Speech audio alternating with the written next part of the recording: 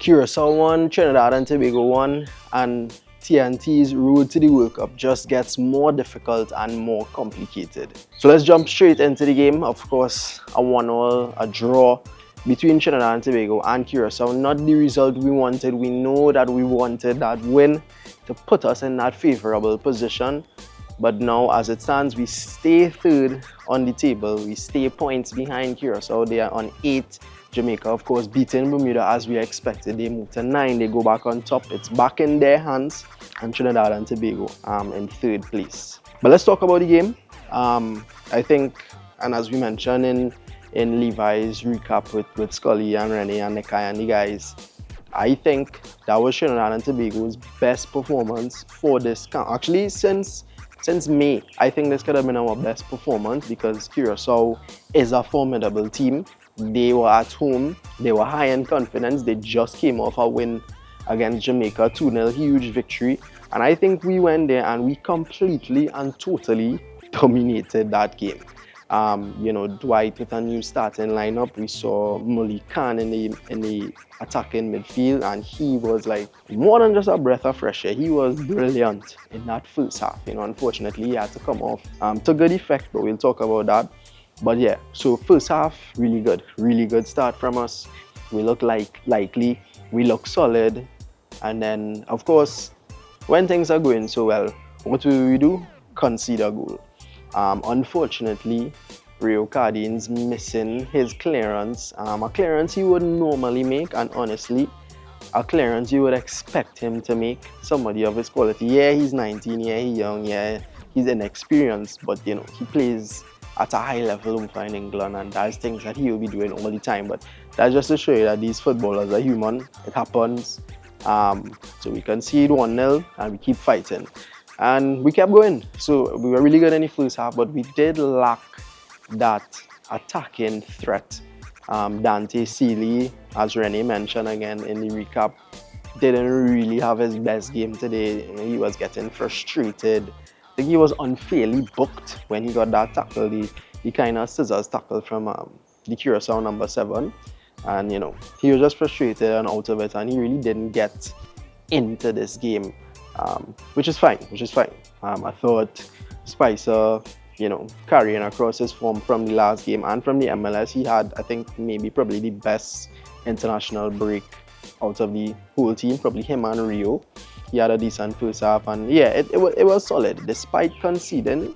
Also to mention that we did look very threatening on set pieces. Rio, have to give you a lot of credit, almost, I think there was probably one set piece taken that was off the mark. Everything else was top tier, top of the line. So we went in at halftime, and I think all the fans, everybody, we were kind of expecting to score in the second half because, as I said, we played really well. It was looking like we could actually come back and win this game. So nobody was really, down and out and like, we have no way back into this. So second half, Molino comes on, and another substitution, I can't remember right now, Darren Payne comes on as well, and he looked pretty solid. Rio pushes up a little bit on that right hand side, which is what he prefers. And as soon as the second half started, you saw the impact of Molino immediately getting involved, turning players in the midfield, winning fouls, playing passes. Credit to Molino, he came on, and maybe that's how we need to use Molino now, to kind of switch it up in the second half. Because the thing about it is, Malik Khan didn't have a bad game in the first half, so Dwight obviously pulled him because, it was tactical, and it was the right decision from Dwight. I think Dwight didn't really get much wrong in this game. Probably one thing which we'll talk about later on. But Molino came on and was really good, probably arguably the best player in the second half, other than probably Spicer. And so then Rio makes up for his mistake, wins a ball, an interception in the middle of the pitch, swings in a ball, and then Molino, I think he tried to control it for himself, but it worked out that it just fell straight into the path of Spicer, and Spicer lashed it home, beautiful goal, and we are back in it. And that was like, we deserved that goal because we were playing so well, and yeah, so we were back in it. We kept pumping. We kept knocking on the door. Set pieces. We had a lot of set pieces, free kicks, corners. We nearly scored from a few. I believe even in the first half, we have had some close ones. I think Trimmingham got a header on target. Good save from the keeper, blocked from the defender, and there was one where Rio whipped it near post.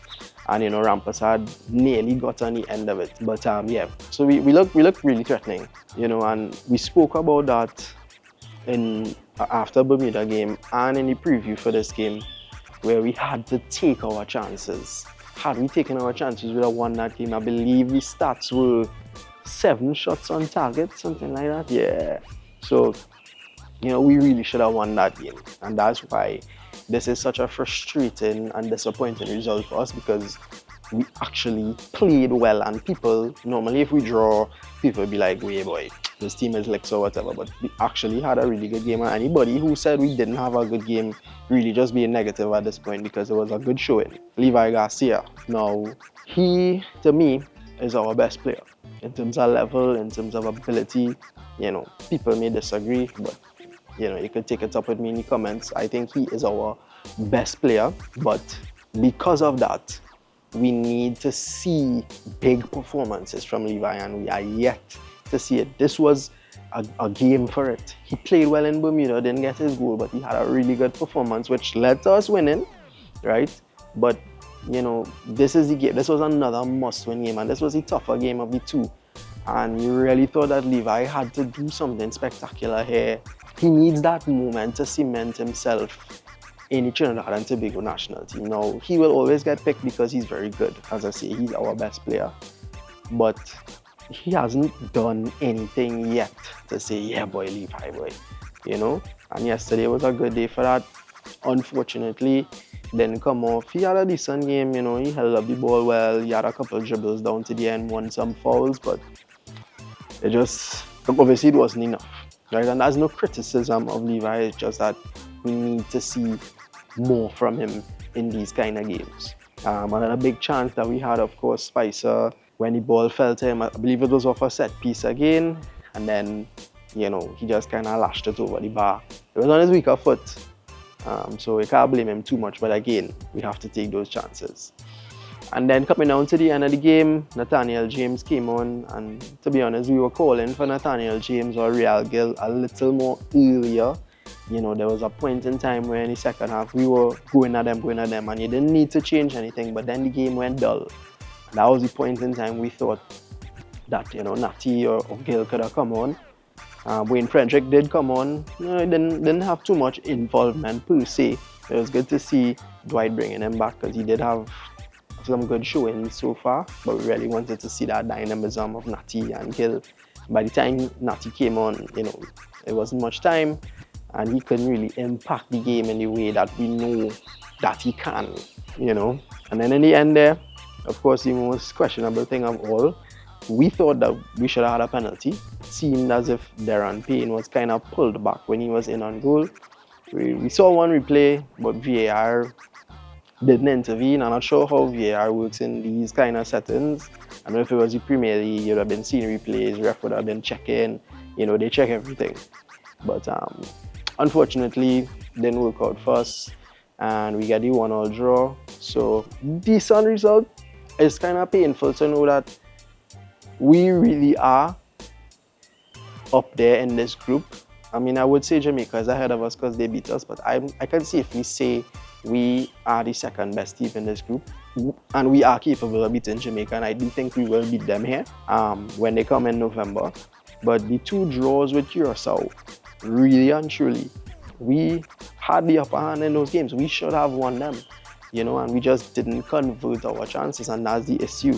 We didn't necessarily play bad in those games, we just didn't convert, and that's just a bummer, right? So as I say, it gets difficult. I'm not sure if we will top the group. I think it's mathematically possible, but highly improbable. So we just have to push for that second place to get 2 wins here. So we have a good chance of being one of the top 2 runners-up in the group, in the whole CONCACAF region, and see if we could try to qualify in March. Unbeaten in the international break, but not the 2 results that we wanted.